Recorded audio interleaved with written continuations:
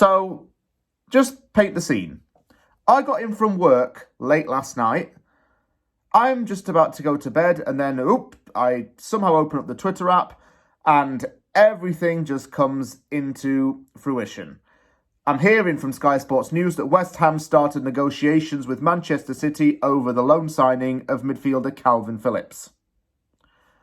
Now, two things. One, he's a player that West Ham has been linked with in the past. Two, this is a good target to have. One may argue that we need a winger more than a midfielder, but Phillips is still a quality player. Let's not judge him based on his time at Manchester City. I'm going to have to jump straight into the deep dive for this video because some people have been quick to judge this transfer target. Look, Phillips joined Manchester City from Leeds United, ending a lifelong association with the Yorkshire club in favour of a new challenge. However, it has not worked out for him at the Etihad. He's had injury problems and he's received very little game time. He's very, very rarely started games for City. And with the Euros coming up, he's going to want to play for another team in order to try and get into the squad for the international competition itself. Phillips has now been looking to move out on loan to other clubs. Newcastle United was in the running to sign him, but because of FFP issues, the Magpies will not pursue him as closely as they wish to. West Ham, however, has already begun the discussions with Phillips' parent club. I think he really would favour this kind of move as well. And if you look at what he would bring to the team, there are a lot of things that he can bring.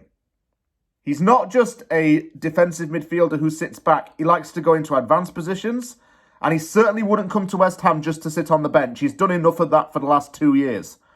He wants to come and get some regular minutes and game time. David Moyes is the kind of man who would give him that. He's the kind of man to give players more of that opportunity if they've not been doing very well at other clubs. Hate to mention his name, but look what happened with Jesse Lingard. Moyes gave him the time, attention, and game time, and Lingard flourished. The same kind of mentality and philosophy could be applied to Phillips.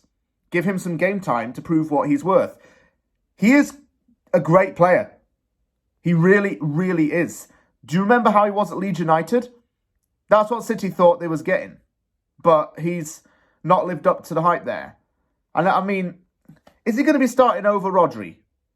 No, I don't think so. Rodri's always going to be the starting defensive midfielder in that City side.